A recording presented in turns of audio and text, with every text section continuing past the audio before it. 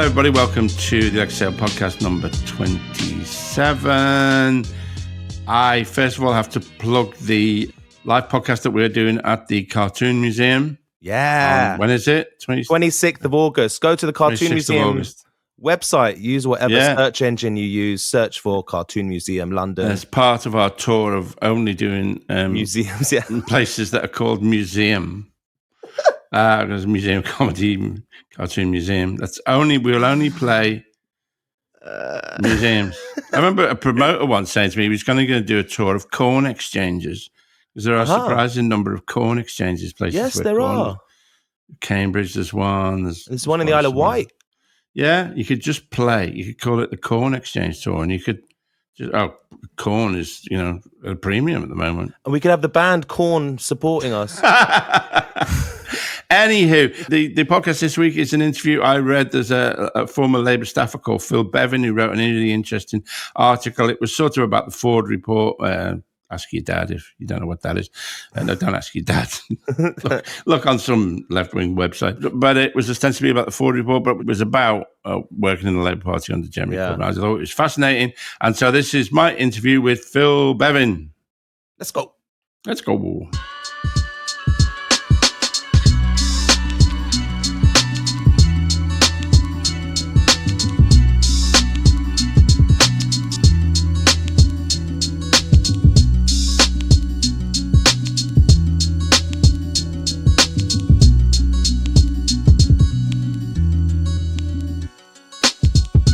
Okay, so when lockdown started, and also I suppose because it was the end of the Corbyn experiment, I suppose, I previously, as I probably said before, had nothing but disdain for the Labour Party and knew nothing about its internal workings. But for some reason, with the end of Corbyn's reign as leader of the Labour Party, I became obsessed with the internal shenanigans of the Labour Party. And during the early months of lockdown, I read like 6 or 8 books about, I read all of Tony Benn's diaries. And previously having indifference to internal shenanigans in the Labour Party, I became fascinated. And I suppose we can expand on why that is. Where was it you wrote a short piece? It was the Squawk Box, independent news site. Independent, yes, Squawk Box, which is a website I look at several times a day, and I've been on. Me too. I've been on the TV channel, and it's basically just saying derogatory things about Keir Starmer, isn't it? Really? It's just that's kind of my bag as well. But typical headline will be, Starmer revealed as his shitbag. But it is all about internal monkey business, mostly committed by the left, committed by the right in the Labour Party now and in the past 5 years. So I was particularly taken with your article because it was a kind of deep dive in some ways, a look internally into Labour Party shenanigans. And I don't know whether this will be our worst selling podcast of all time, or maybe it'll be our most. I think maybe my listenership who initially, got a lot of Corbyn and political stuff, and then we kind of pivoted towards comedians and rappers and stuff. But now we're back. You could not get more internal Labour Party nonsense than this edition. So, Phil, introduce yourself and tell us what you wrote. I'm slightly concerned that it's going to be a bit niche, but I'm Phil Bevin.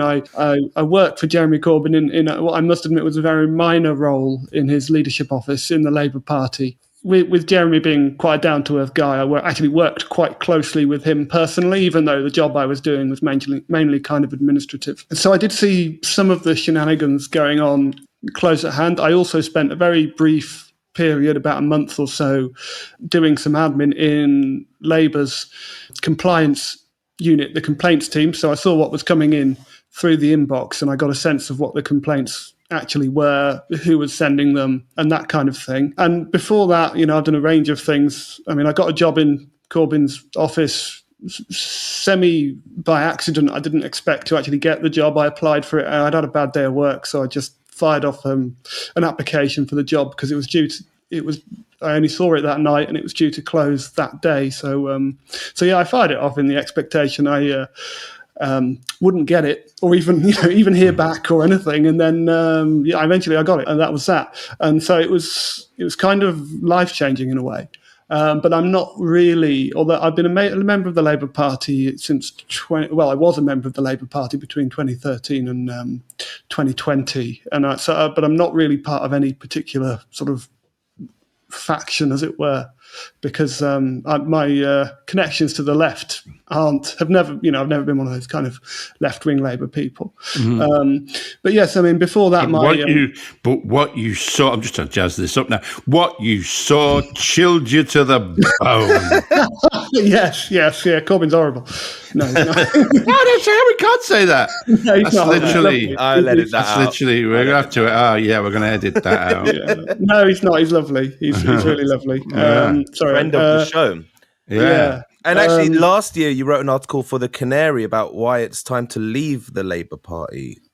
I did, yes. So, I mean, I write all this stuff because my background actually originally is academic. So I like writing things. And I like... love an academic, yeah. Yeah, I like doing deep, like Alexei was saying, really kind of deep dives into stuff, which is why my articles tend to be on the long side. But no, I mean, joking aside, and that was a joke, I have a huge amount of personal respect for Jeremy, and every time I do an interview or anything like that, I always try to give him a bit of a boost because I think he gets too much criticism from sort of both sides of the debate, and I think I think actually a lot of it is unfair because the Labour Party leadership under Corbyn was collective. It wasn't. It wasn't him making all the decisions and everything, doing everything exactly as he wanted it to. It was... Well, that's one of the things, isn't it? People say, why didn't Jeremy disband the whole party and fill it full of cats? That would have been fun. And it's like, you don't, there's rules. I mean, and Jeremy is, in a sense, one of the ways he contrasts with the various shitbags on the right is he plays by the rules. Mm-hmm. They don't, but he does. Yeah, I mean, he does play by the rules. He's scrupulous. So yeah, I don't even say it's foolish because one of the kind of the misnomers that people think that, and again, this is kind of internal Labour Party workings, but the Labour's governing body, the National Executive Committee, people seem to think that the leader just controls that, which isn't necessarily the case, particularly if you're Jeremy Corbyn, because even when he had left representation on that body, his politics within the so-called Labour left are actually very specific and very internationalist compared to other people's. So even when the left was in charge on the Labour NEC, my interpretation anyway of the situation is that Jeremy didn't have a majority for his personal politics, and that is the root of the problem. And then you get into different kind of ideological positions within the Labour left, and all that, it gets a bit sort of well, that was, I think, one of the things that sort of interested me about your article, and then when we talked on the phone, whenever it was last week or the week before, is that to try and draw some lessons for this, because otherwise it's just gossip, it's just Bridgerton with ugly terrible people, is to kind of that'd be a good show on the rise. Yeah, I mean, it'd be really depressing, but it would also be quite funny. Bridgerton, but set in a CLP in the Midlands. The passing of motions, the writing of letters to the local party. It's actually how the Labour right talk. Procedure. Is that very accurate representation? the extraordinary abuse of procedure by Blairite dinosaurs who make really exciting television. But so I mean, ultimately what we need to try and do from this is also learn lessons. But yes, one of the things that talking to you is that, you think of the left as being homogenous, or the left Labour Party, but in fact, there were various competing factions, and I suppose the primary, there were other things, but the primary divider in some ways was how seriously they treated the false accusation that the Labour Party on Jeremy Corbyn was a hotbed of anti-Semitism, and people had ideological, I think people had ideological reasons for believing that, didn't they, really? Well, that's my, people don't come out and say, yes, I've got an ideological reason for believing it. But if you look at some of the stuff that's been written by various people, like, for example, my former colleague, James Schneider, Owen Jones, and a whole range of other people, there is a consistent line that is kind of the thesis, which is, I really hate this term, but I keep repeating it. It's called this walking and chewing gum, which is remaining vigilant against real examples of anti-Semitism, whilst also calling out sort of smears against the left. Yeah, because I never quite understood why. Everybody on the Labour Party, they treated the accusations made by the Board of Deputies or the Jewish Chronicle as if those people were good faith actors, and they treated them seriously rather than as anti-Corbyn, anti-left smears, which they were, really. I think. Well, there's a large section of the left, and again, it's quite hard to identify specific individuals because they don't identify themselves very clearly. That is actually very pro-Israel, at least from my point of view, as somebody who's a critic of Israel, considers it to be an apartheid state. It's, the organisation that is probably the most obvious one, although it's probably more fragmented than that in terms of people who share this kind of pro-Israel position, is the Alliance for Workers' Liberty. And there's quite a lot of significant, or at least a few significant members of the Socialist Campaign Group who are, well, they appear on their website, so I assume that they are in some way aligned in their position. And the AWL does have an ideological position which is relatively pro-foreign intervention, pro-Israel, and all the kind of stuff that Jeremy Corbyn absolutely stands against. Yeah. And so you've got on their website, you've got people appearing like John McDonnell, for instance, who made numerous kind of, I thought, quite shocking interventions where I thought basically he threw Jeremy under a bus. And I don't know if you know, Owen Jones, I believe, used to work for John, so I've heard. And so then you see the connection. They basically share the same point of view on this issue. Yeah. Of course, me and Owen Jones had a fairly frosty encounter on his bloody Talal made me do on his podcast. He said, this will make you more popular. Talal said it went really well from his perspective. It brought us a lot of attention. I was trying to promote the podcast, and I thought, what's the platform we can get Alexei on? Cause a bit of. I didn't know it would be so full of friction, but people enjoyed watching him squirm. I thought it was fucking bloody entertaining, painful at times, but it was an experience for sure. And I was still a bit green doing that. I was like just trying to get Alexei out there on as many platforms as I could. It's famous now. It's or infamous or whatever. But obviously it's not you, Alexei, that came off badly, so you don't need to worry. No. But it was. Because people like McDonald and that. You can never. Labour was always fighting that battle on their enemies' territory, weren't they? They were by accepting their framing and just endlessly apologising for something I think the thing is, though, I think a lot of them actually did accept the framing. They believed the framing. Right. And I've only really because I always think, why are people making this mistake over and over again? Why you still got people like James Schneider writing for Novara Media that you still need to be really vigilant about anti-Semitism when we know, yes, it exists, but it wasn't a particularly virulent problem within the Labour Party compared to other political parties. No, was it 0.03% of that Labour Party had actually been 0.03% of the Labour Party had actually been accused. That's not found guilty. That's what I failed O-level maths, but is that 0.3%? I didn't quite fail O-level maths, but I don't know how I passed my GCSE, so I can't. It's a tiny percentage. And also, it wasn't like a sudden spike when Corbyn became leader. No, that's the people accused of anti-Semitism, which is not a widespread problem by any means. Yes, but go on. Sorry. Yes, the problem with this kind of this walking whilst chewing gum hypothesis is that when you've got this definition of anti-Semitism, which is the International Holocaust Remembrance Association definition, which is really badly flawed. Yeah. Well, even the guy who devised it, Kenneth Stern, says it's shit. Yeah, it doesn't actually it didn't define anti-Semitism, which is one of the big problems with it as a definition. Yeah. But it does, through its examples, it does specifically links anti-Semitism, or says that anti-Semitism can take the form of criticism of Israel. And this is kind of the problem with the walking whilst chewing gum thing, because if you're constantly vigilant over examples of anti-Semitism and you're working to this definition, which says that criticism of Israel can be anti-Semitic, then you're going to start targeting people who are critics of Israel. It's just going to happen, especially if you believe, if that you are actually really in your political ideology a supporter of Israel.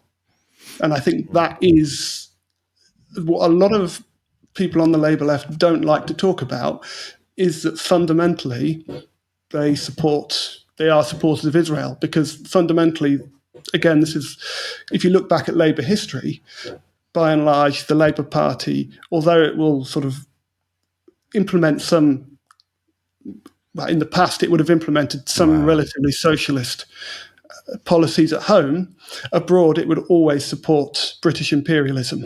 And that Jeremy is something of an anomaly in the Labour tradition in that regard, because he is very anti-imperialist, and his position actually isn't particularly widely shared across the Labour left, who are more traditional actually in terms of their Labour Party politics. So Jeremy, and this is why he was isolated, and this is why he couldn't get a majority for his position, which is really to protect the right to speak against the Israeli occupation of Palestine, apartheid, and really, if you look at history, his position is the moral, decent position, moderate position. And this is really, obviously, this has been a bit of an education for me, because it made me rethink the whole sort of Labour left term. Can you be a left winger and effectively support imperialism internationally? And my view is no, you can't. And I think Jeremy's genuinely a sort of a socialist. Quite a lot of the others, I mean, you're also, if you're supporting the imperial system, you're also supporting the military-industrial complex. I don't think you can be a real socialist and support that. Yeah, the conclusion of that is that it's impossible to be a socialist and for the Labour Party to really affect any kind of change, isn't it? Really, I think. I mean, would you say? I know you think that. I mean, and I suppose I still I don't know if you've listened, but my thesis at the moment is, because that what I think we should do on the left is we need a party with brand identity, and I think we should. My plan at the moment is to reverse into the monster raving loony party and take them over with a socialist. You've got the brand recognition already. Just graft on a kind of socialist agenda. They may already have a socialist agenda, I don't know, but it sort of hints really at the impossibility of. I mean, because we talked about factions. And the sort of huge Labour Party's always been, was central to the founding of NATO, and it sort of hints at the impossibility of really the Labour Party ever effectively bringing about anything that we'd like to see. Really, I think. Yeah, I mean, what was really brought it home with me, because I didn't used to be particularly left-wing, I joined in 2013 thinking, you had Miliband, and it's what actually shifted my politics dramatically was both having Jeremy Corbyn on a platform talking sense. And one of the things he's really good at actually is putting things quite simply, putting otherwise quite complex and quite controversial ideas that are nevertheless common sense in a way that actually makes them sound like common sense, rather than this kind of dogmatic political theory, which you often get from the left. It's kind of Marxism and all that, which people don't understand, and it's quite hard to engage with. But also the more significant thing, and I know you've mentioned this, Alexei, in one of your previous podcasts, is that I realised just how horrible the Labour right were at the time. Yes. And so I shifted leftwards, thinking, oh, maybe, They're just horrible, horrible people, aren't they? Awful. They're just, I mean, I used to get on with them in my CLP, when I first joined. And then with the whole Corbyn thing, I was a relative moderate. I was saying, hey, guys, let's all be friends. We're all after the same ends, ultimately. And, no, that's not true. Really not. But the other thing with me and my CLP is I pushed so hard, for Corbyn. Maybe this is a similar situation to Chris Williamson on a much less traumatic kind of scale. I pushed so hard for Jeremy Corbyn, I found myself isolated because the right and the left kind of joined forces against me. Wow. Really? That's my lesson for the Labour Party is don't join it. And you can't fight for socialism within it, because if you do... I can see why the right would gang up on you, but why the left? It's because the positions I was taking, it was some specific local issues. Like I was fighting against the demolition of a council estate. Really, really important to me. One of the supposedly socialist councillors was in favour of it. And so there was a division there. But also on the anti-Semitism stuff, I wasn't in line with a lot of the people on the left, who I thought when they first came in were more radical than me. Yes. But it turns out not. It's a really weird position to be in, to have been like this kind of relatively centrist person very quickly to find that you're the most radical out of all of them. And you're bringing in these kind of Marxist people into the Labour Party and trying to get them to work with the Labour right. It turns out that actually them and the right had quite a lot in common, and probably more in common than I did with any of them. Yeah. I mean, also, I think probably not now, because we might need a lawyer standing by, but I think it would be fascinating to do a kind of deep dive on Labour politicians and property developing. I mean, both on the left and the right. I think, some of it is, it's just a kind of weird kind of hatred of old stuff that I think just pervades element into the left. But obviously, if you're a councillor, then one of the real areas of power and scope for corruption that you have, the only really area for power, is in terms of property development. And maybe at some point we could get somebody on who could talk about that, because there's a lot of dirty shit goes on. Yeah, the estate regeneration that I was fighting against has just been signed off by the Mayor of London, and in my interpretation, it goes against.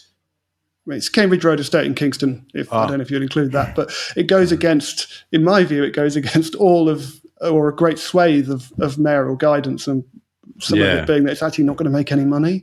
No, well, that's the other thing is, I don't know whether it's deliberate or just stupidity, but they managed to get absolutely fucked by big property developers, and it benefits, Trellick Towers the council is under threat as well, isn't it? Trellick Towers, is it? No, I think it's just under threat of gentrification. That's all. They'd never knock that down because it's historic. It's always Arno Goldfinger. Don't put it past them. I mean, this is another thing with Labour Party. Labour councils are actually among the worst on this, particularly in London, when it comes to demolishing council estates. That fact alone is tells you all you need to know about fucking Labour Party. Yes, it does. And again, do expand. Yeah, well, this was the issue I had. The councillor, they were in opposition, so they weren't decision makers, and it wasn't a case of corruption. It was a case of I don't really understand the logic, because to me it went against common sense what they were saying. Yeah. But again, my position was the Corbynite position, and they were supposedly a Corbyn loyalist. I hope this isn't breaking a confidence, but Jeremy didn't actually support my campaign personally, but El Gato did. He appeared on one of our leaflets. El Gato and Wilf are very close. So I mean, and that took a lot of pulling strings to be able to make that happen. So ours was the kind of the proper Corbynite El Gato position, and my CLP, the left, were against that, and that's the dynamic. And this is on social housing. This is about demolishing social housing in order to build relatively expensive properties that are going to put the rent through the roof and prevent people from moving back. And one of the scandalous things actually on this, which is why we drafted in El Gato, is that there was no guarantee that people would be able to keep their pets when they came back. And right. And that's, I mean, it's awful, isn't it? Yeah. We should point out that we assume everybody knows, but for those who don't know, El Gato is Jeremy Corbyn's feline guest, because he's not his cat. Tenant. He's a feline animal who shares chooses to share his property with Jeremy Corbyn. And maybe you could get an alliance of, I think, Wilf and my cat Wilf and El Gato and Larry, because I think he's secretly a Corbyn supporter. I think Larry is quite sensible, really. At heart, I think he's certainly the most insensible person in Downing Street, even though he shits in a litter tray. Yeah. Anyway, sorry. Yes. I mean that is another kind of condemnation of the Labour Party, isn't it? That whole the kind of intersection between them and property deals and shit. I think there's a lot of culturally as well. It's not just corruption. I think, I'm sure there is corruption, but I think also there is, the Labour Party has become quite middle class. Maybe it always was, I don't know, but it's become relatively, a lot of the people in it care about how they're perceived by other well-to-do people. And so there is an element of that, is if you take this position that's not seen as respectable by, say, other councillors, for instance, then you'll be ostracised from the club, the informal club, as it were, of people who are, basically it's the establishment, local and national establishment. They still want to be part of that. And again, you see this, I think, with the kind of the Labour left MPs as well. I mean, if you look at the Forde Report, when that came out, and the reaction of the Labour left MPs is, for the most part, silence. Yes, not a dicky bird, really. Also, the reaction to the removal of Jeremy's whip, I thought, was really, really shockingly weak. Feeble, yeah. And these are the people who are supposed to be the vanguard of socialism in Parliament, And what would you? So you say what the motivation for that is? Just a kind of a kind of inclination, not a desire to be just part of the establishment. You would say, but go with a kind of a self-preservation. Well, and as a mixture, I think there's, and again, if you look at some aspects of Trotskyism, which I'm still in the process of researching, I'm not, I'm hardly an expert on this, but other people who could tell you more about it, is that some Trotskyite groups, I think the AWL is probably included in this, for example, see the Labour Party as central to the class struggle. So if you're not a member of the Labour Party, you're effectively politically dead. I mean, I think this from experience. I have to obviously, because my my parents were in the CP and therefore very much opposed to Trotsky. So I was always and then I was a Maoist. So I am brought up to use Trotsky as to see a squirrel squashed in the road, and my mother would say, "Look at Trotsky." Well, I'm actually. No, I'm prejudiced in that sense, but nevertheless, I'm actually no fan of Trotsky myself. I think he. Well, it's funny, isn't it? Because in a sense, Trotsky was. I mean, I don't know if the problem. I'm very illiterate about all this stuff. In a sense, I mean, Trotsky was right in that. I don't know whether we can summarize the split. I don't know how literate in this shit our listenership are, but basically the Trotsky expected to inherit. He was the military brains behind the kind of Bolshevik revolution, and crushed the uprising of the sailors in Kronstadt in whenever 1920 was it, which was a sort of, to me, the death of the any pretense that the Bolshevik Revolution had been equal. But nevertheless, then he lost out in the leadership to Stalin. But his theory was that essentially that Trotsky said Stalin said you could build socialism in one country, whereas Trotsky, maybe because he had to flee Russia, said you had to build it all across the world, which is kind of right in a sense. I mean, in some ways he was right. It's just Trotskyists who were like who were just awful.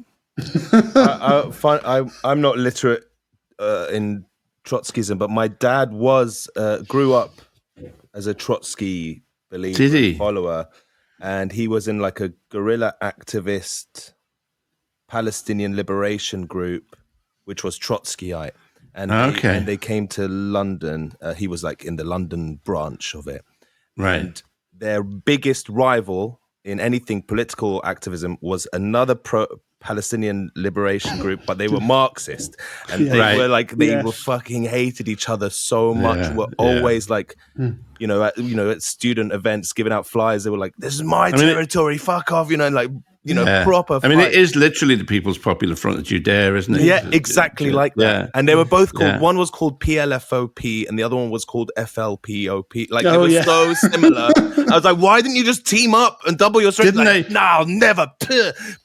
And he was one of them. They had when I lived with Wasim when I was a student in Finchley. The PFLOAG, the Popular Front for the Liberation of the Occupied Arab Gulf. They had their annual conference in our flat once. Yeah. I just woke up one morning and there was like 100 Arabs. Were they Trotskyites? Was that the same group as my dad's? I don't know. It sounds similar, but it could be the other one. No, because that was like one of my dad's best mates. It was surrounded by PFLOAG. No, Wasim. That's why we know you. That's how we know each other through him. Sorry, we've gone off on a tangent. But I have to say, I do have, I have mixed feelings about Trotskyism and Trotskyists.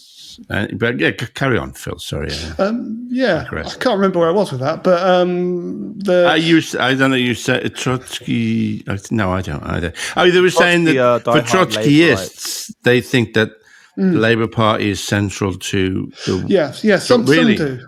Not all of them. And like you say, there's this kind of split between the Judea's People's Front and the People's Front of Judea and all that kind of stuff. So it's, people like Stop the War are not necessarily going to take the same line, or definitely not going to take the same line on imperialist stuff as the AWL, for instance. They're very different. But in some Trotskyist groups, and the AWL, I do believe, is quite influential on the Labour left, the remaining within the Labour Party is central because they believe that that's where the class struggle is located. My view is that in practical terms, I think that's actually nonsense because, partially because of organisations like the AWL, because they're imperialist. And so the Labour left is therefore, a large section of it is just as imperialist as the Labour right, and indeed the Conservative Party.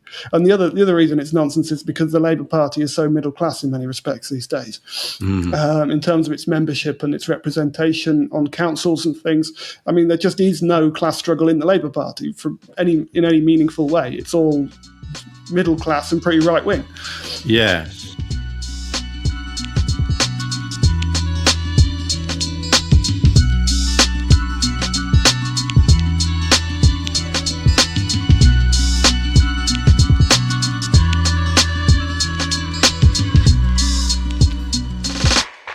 And you did mention in your Canary article the kind of contradiction. There's like, you talked about the 1945 to 51 Labour government that created the NHS and a lot of trade union were pro trade union and stuff, but then they were doing all that imperialist. They supported the imperialist stuff abroad. Yeah, and my kind of take on that is well, the Labour Party is always, I could be, and maybe not in the very, very early days, but by and large always been an imperialist party. And my take on that is because of the way the British Empire, and my view on this is actually slightly kind of left of field, is that I think the British Empire is still a thing. Because if you look back at the history of the British Empire, it was always run through corporate finance. So the origins of the British Empire go back to sorry, this is a bit of a boring history lesson, but the origins of the empire go back to the time of Queen Elizabeth I in the English East India Company when that was established. And effectively, the City of London was built up around the administration of the East India Company's finance. So the British Empire actually started out as various different territories owned and occupied by private corporations by royal charter. Yeah. So it was a privatized empire, largely centering on the English East India Company. And what we have today is the two biggest financial centers in the world at the moment are Wall Street and the City of London. They're about equal, although I believe the City of London has a much bigger role in administrating the flow of the US dollar, the petrodollar, outside of the United States. So the role of the British Empire, British finance, is still huge. And that is this kind of finance agenda is what drives privatization. And so in the 1945 to 1951 Labour government, because they didn't get rid of the empire, they didn't reorientate the core interests of the country. They still considered the country to be, a country that's an empire is always going to prioritize the empire, even to the detriment of its own citizens. That's just the way these things work. So at the moment, we're looking at a situation where things are looking a bit shaky. We don't have access to quite the same markets we once did. And so rather than taking a hit to their profits, the capitalist oligarchs are asset stripping our own assets, like the NHS is going. If not, it's already gone. And all of our public services are going. And that's because of international finance. And also because, with less access to resources, the only thing that really guarantees access to resources is military spend, which is why we're seeing military spend go up, and also why we're seeing more and more aggressive wars, which Britain, obviously, and America are overrepresented in. Yeah. And so that's basically my view of the world. And I think the Labour Party has always stood for that by maintaining the empire. They've always prioritised the elite, because empires are only ever governed for and by the elite, and they only ever reward the very top of society. So even if you've got a Labour government that's nationalising things and introducing more welfare, they're doing it because they feel they need to in order to preserve the system rather than changing the system itself. Jeremy was a threat to that because of his internationalism. And if you read the 2019 manifesto, which I actually think is a very good document, apart from the Brexit policy, there is a sort of a foundation of a direction of travel in the foreign policy bit, which is actually, in my view, the best bit of the manifesto, where it talks about moving away from NATO being this kind of alliance that's about sort of aggressive sort of military action and more towards an alliance that tackles climate crises and provides rescue services for countries that need it, where they suffer natural disasters, which is, of course, that's increasing because of climate change. So Jeremy's got a very coherent, very sensible, actually, very progressive position on this. And it's not really shared across the board. And so, that's basically my analysis of why we are where we are, is that the Labour Party isn't really capable of supporting a policy agenda that would move Britain out of its kind of imperial sort of straitjacket and into the modern world where we can actually do positive things with emerging economies. Yeah, that's dispiriting but true. So to quote Lenin's one of Lenin's books, if we do found the Monster Raven Looney Party (brackets Marxist MG Marxist Gattoist El Gattoist), what is to be done? Do you have any thoughts on that, Rainey? Well, I mean, of course, if we were going to found that party, we'd have to split it very shortly after founding it. Yes. And I bagged the El Gato. I want him on my side because he's pretty tough. But in all seriousness, I think I've been doing a lot of thinking about this, and it's all still kind of up in the air. I don't have a specific answer. But firstly, you junk the Labour Party in terms of a vehicle for social change. You just don't even consider going there. My view is also you've got to move away from the Labour left pretty much comprehensively, because that is... There's no working with those people. Just no. I mean, we've tried to do it. I mean, this is the thing. This is let's be pragmatic about this. If the Trotskyist point of view, or of some Trotskyist groups, is that you want to be in the Labour Party so you can capture the leadership and then change it from within. Well, that's been tried and it's failed, not just because of the Labour right, but also because of the Labour left. So, done that. Let's move on.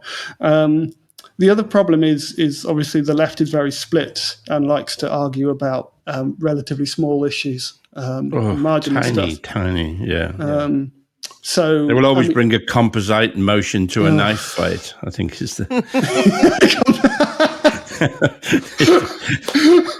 Sorry, I love that. Brilliant.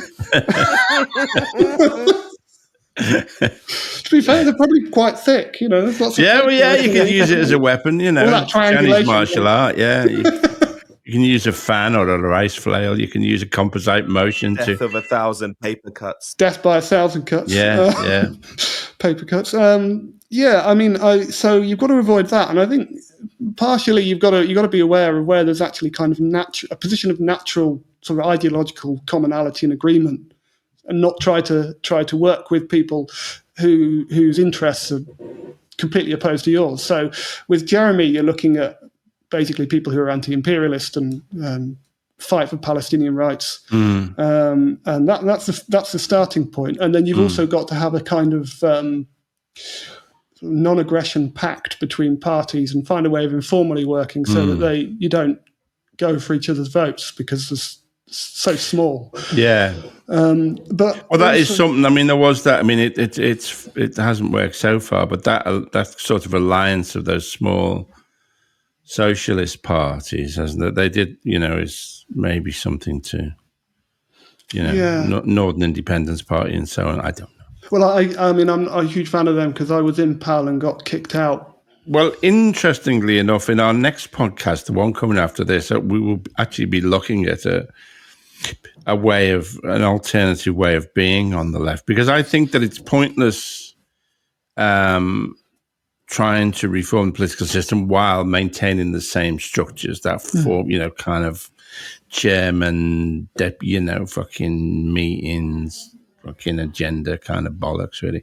So in the next podcast, we'll be talking to somebody who has got extensive experience of a place called Rojava, where you come from. And you hadn't heard of it, had you, Talal? In northern Syria, which is run on the lines of, according to the teachings of Abdullah Öcalan, the Kurdish freedom fighter and philosopher, and is a feminist, is a largely feminist revolution, I think. Wow, we'll be looking at that next time. I think we can also learn from the Latin American countries who actually do it quite well. I mean, this is the other thing. The Labour left always looks to the United States. Yes, that's a really good point, because the Atlanticism of the Labour Party is not something that's... I mean, fucking Gordon Brown, for example. I mean, it was always hurtling across to Stamford, wasn't he? I mean, that's a fundamental flaw in the Labour Party, isn't it? If you didn't have enough already.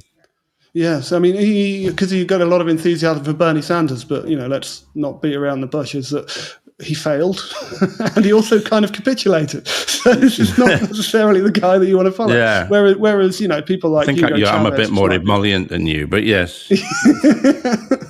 They created a real social base rather than... a base among real people in real communities. Are you talking about South America now? Yeah. Yes, absolutely. I think that is one of the only ways to get around this kind of perennial problems of left organizations, is that idea of, talking about it further, really, in a sense. Yeah, and the difference there is also with Momentum, which was primarily like an email list. We haven't even got to Momentum.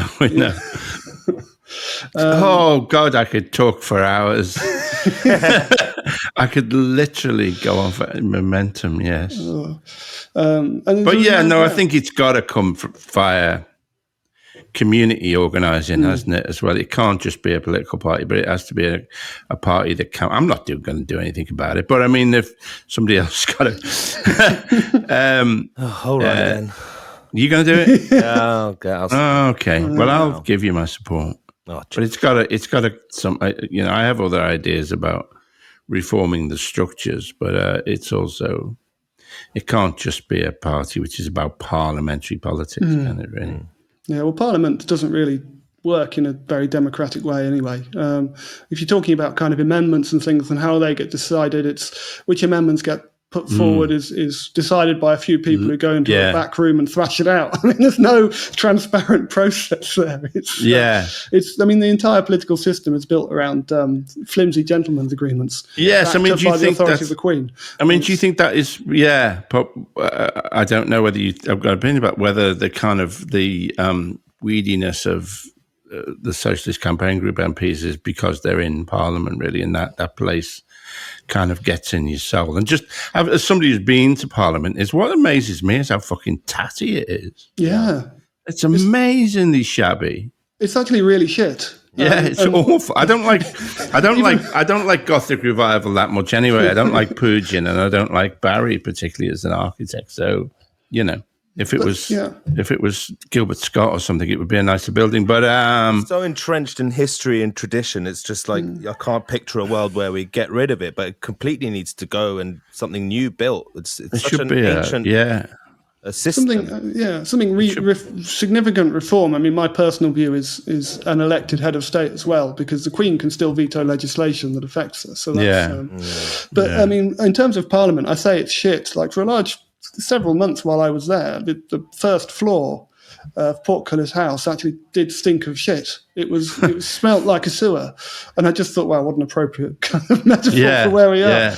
I mean, it's shabby. The food's not that great. I just don't get it. It's in a way, it would be if we lived in a better country, the food would be better, wouldn't it? I mean, fucking drink is ample. Yeah. Yes, maybe that's it. Maybe it's the drink. You go if you get to Parliament, you get all There's this. that Riverside bar in Parliament. It's very nice. In fact, all the money went there.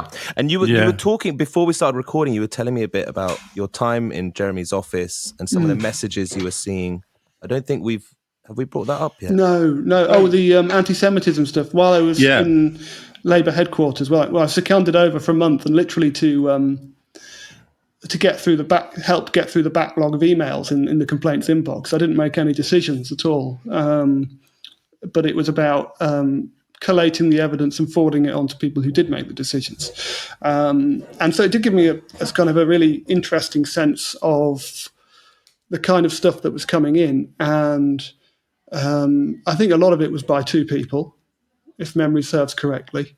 There's a lot of duplication of the complaints in terms of they were about the same people for the same things. And very often, probably more often than not, it wasn't specified whether or not they were actually Labour members. And so I found myself actually going through people's social media, actively looking for examples of anti-Semitism. And if you to bring in to that evidence, and because obviously you've got also this IHRA definition which links criticism of Israel to anti-Semitism. If you see criticism of Israel, you then have to then sort of see is there anything else in here that might imply that criticism of Israel is anti-Semitic. At least that was my understanding of it. Maybe I did it wrong, but there was. So even within the process that I was working to, there was kind of a bias, I feel. Inevitably there was, because it was working to that definition, which does have a bias against criticism of Israel. And the other thing that I've made this point elsewhere, and I think I want to say it again, and I want to keep saying it, is that one of the people who was a decision maker, and supposedly on the left of the Labour Party, and this is why I've started thinking about ideology and stuff. One of the complaints team, relatively senior compared to what I was doing, openly stated in the office that they regarded Jewish Voice for Labour, who I have a lot of respect for and did then, as anti-Semitic. And I think Really? actually, you know, I think he said something or they said something along the lines of it was one of the most anti-Semitic groups. I think. That's unfucking believable. Well, I mean, because apart from anything else, they're Jewish. Yes, of course. Yeah. But that's we've now in a situation where the people who are being expelled from the Labour Party are disproportionately Jewish critics of Israel. Yes. And not only that, and at the time, actually, I did flag this internally quite gently, but it was quite clear that the focus on anti-Semitism, and obviously this was being driven by what was a witch hunt. If you're creating a campaign where you're trying to flood this inbox with complaints against often left-wing critics of Israel, that's a witch hunt.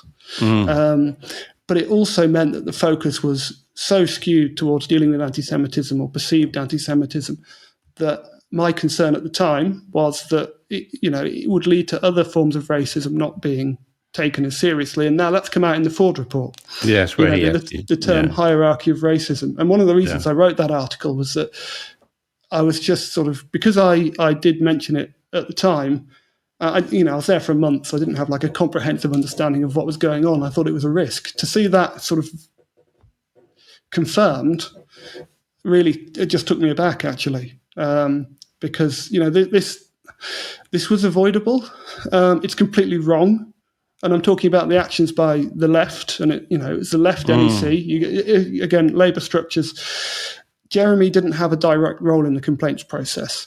Arguably, he was defeated over the issue of anti-Semitism in 2018 with the acceptance of the IHRA definition anyway. He couldn't even get a statement voted on supporting the right to criticise Palestine. He couldn't move that to a vote at Labour's NEC because he didn't have enough support for that. So that basically meant that even if he'd wanted to get involved in all this kind of stuff, he wouldn't have been able to do anything because he had no support on the NEC for it. But it was the Labour left. It was the Labour left NEC that was driving this racist complaints policy. Yes. And I think that's really shocking. It really is.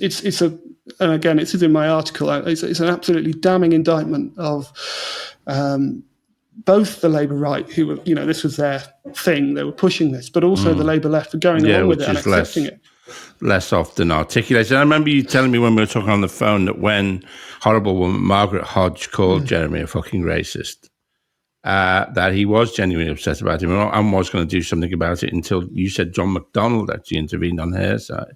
Well, that's my understanding of it, because I obviously was never in the room when these kind of high-level stuff was taking place. But I believe I can't remember the exact day it was when it happened. But I went into it's been reported also. This incident and this interpretation of the incident has been reported in various kind of anti-Corbyn books, and I think it's quite interesting that he comes out much better than John McDonnell does, in my opinion. And actually, like Owen Jones, for instance, they're always saying, John McDonnell was so much better. Actually, in my view, it sort of casts a better light on Jeremy. But yes, I mean, my understanding is that Jeremy was knocked by the whole thing, I think. And so I do believe that story that he was going to take action against Margaret Hodge and then John McDonnell went public saying, don't do it, is true. Because I went in that morning and just the atmosphere in the office was just awful. And he should have taken action against her. Yeah, but if your shadow chancellor is saying that he doesn't have your back on that, you can't. If you're a leader of the political party and you're serious, and this is one of the reasons I have so much respect for Jeremy still. Well, there's several reasons. One is he's just a lovely person, and he used to bring me cappuccinos in the office. Well, he, not me, but everybody. And I, every now and again it'd be my turn. It's just, but he was very, very just. He spoke to everybody, but even sort of plebs, the lower orders like me, he talked to as an equal, which, I mean, I don't think Keir Starmer ever said a word to me, and he was in quite a lot. Yeah. So, yes, but Jeremy was always really serious about getting into power to bring the changes that he wanted to bring. This wasn't kind of a sort of a flash in the pan thing. He actually wanted to do it. But when you are heading up an organisation, the majority of which sort of 75% of which sort of hates your guts, and the other 25% is not really, doesn't really have your back and is kind of looking after self-interest and their own kind of ideological positions. You're going to have to make compromises on the day-to-day. And I think that's ultimately what happened. And you can argue the rights and wrongs of that. But at the end of the day, in the 2019 manifesto, he did secure a policy of banning, I think, arms sales to Israel and Saudi Arabia. And that's huge. I mean, that's what this whole anti-Semitism campaign was designed, in my view. This kind of the weaponization of these allegations was designed to stop. Yeah. And we've also now got Amnesty International coming out and describing Israel as an apartheid state. Yeah, Human Rights Watch, although the debate on this has been thoroughly lost within the Labour Party and broader society, I really do think Jeremy's leadership of the Labour Party has led to a fundamental change of perception in this country. And I think we should be proud of that and grateful to him for that as well. There are other people who've played a role, like Chris Williamson, of course. But, Jeremy's leadership of Labour was a key part of that. And it's very important. So it's had real positive impact. So, he was trying to lead the Labour Party to victory, and in order to do that, had to stay in post. So he had to win the votes that he could win. The alternative is that he could have stood more firmly and then got kicked out. And I don't really... What's difficult? That would have been my... I would have probably ended up like that. But... and also, but I was thinking, my history as an employee before I became self-employed as a comedian. Before then, when I worked for people, my my usual line was "fuck you and your job." Well, I mean, I think with Jeremy, what he's managed to do he did manage to do, and always, because he's always about bringing people together. He wants to bring people together, so he'll make compromises, but up to a point where it doesn't sort of cross his personal kind of line, when it comes to principles, and that was really put to the test as leader of the Labour Party. And I think actually he comes out of it pretty good in the circumstances. I think our conclusion is, certainly me and you talk, is that it was impossible. It was an impossible task. It was, I don't think, had he won the election, if he'd been allowed to win the election, I think he would have been ousted very quickly and I suspect that I think the Labour left would have allowed it as well. I don't think they would have. If you look at everything that's happened since, they wouldn't have stood and fought for him to carry on as Prime Minister. No.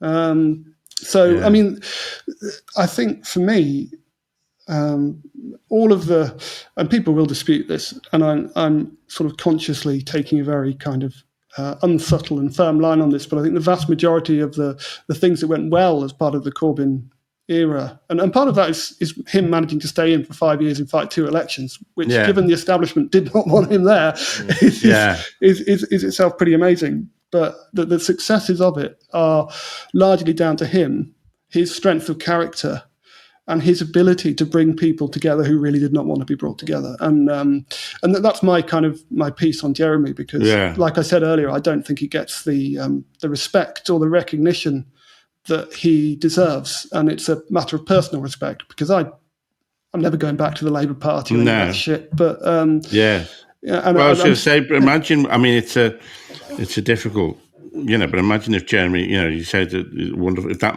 wonderful man was the leader of a party that wasn't a stinking cesspit of infighting and betrayal, what he could have done, really. But that is, but also look at what he's doing at the moment, because the other positive aspect to his leadership is the profile that it has given him, not just in this country, but also across the world. And he's meeting a lot of world leaders in places like South America that we've talked about, and having very productive. These are emerging economies. These are the it will be soon that nearly all the major, assuming that Lula, there isn't a coup in Brazil, that Lula takes power in Brazil next year, that all the major economies, or a lot of the major economies, Chile, Argentina, will be Nicaragua, will be socialist, won't they? Yeah. And Jeremy is pretty much the only person who is talking to them. And also he's probably the only one that they want to talk to because, I mean, why would you want to talk to whoever the British Prime Minister is? Or Keir Starmer. It's got that position at the moment, yeah. He at the moment is kind of an ambassador for sensible Britain, in my view, when it comes to the emerging world powers in the world. And that is incredibly important. We don't realise at the moment how important that is going to be, and we need to support him in that because at the end of the day, we're going to have to deal with these countries from a position of lesser strength than we have now, and Jeremy is helping in his own way to kind of smooth over what are understandably very bad relations because we've really, like China. I mean, Britain destroyed China, and they had the 100 years of when we were forcing them to take over. Yeah, I mean, they must love us. Never gets mentioned. Yeah, I think we're going to have to. I could literally talk for hours about this, but unfortunately, I think we need to. Let's do a part 2 sometime. All right, let's do a part 2. Yeah, I could go for that. Yeah. We need obviously to test this first with our focus groups. Mate, come on, this is going to be great. Come on, see what the viewing figures are. It's been a while since we've had see how it plays with B, C, D socioeconomic groups. But, it's gonna do fine. Our advertisers. A nice anti-Labour palate cleanser episode in a while. Do something. It passes all those tests. Anyway, Phil, thank you very much. Thank you so much for having me on. I've really enjoyed it, and I love what you do. And thank you. It's just fantastic. Thank you, Alexei.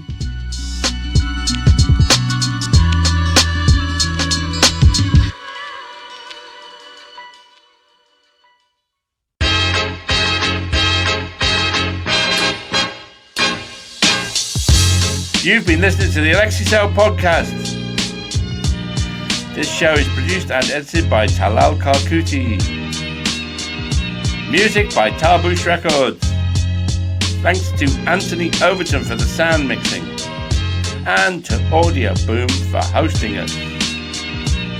Please keep your emails coming in at alexeisaylepodcast@gmail.com. Goodbye.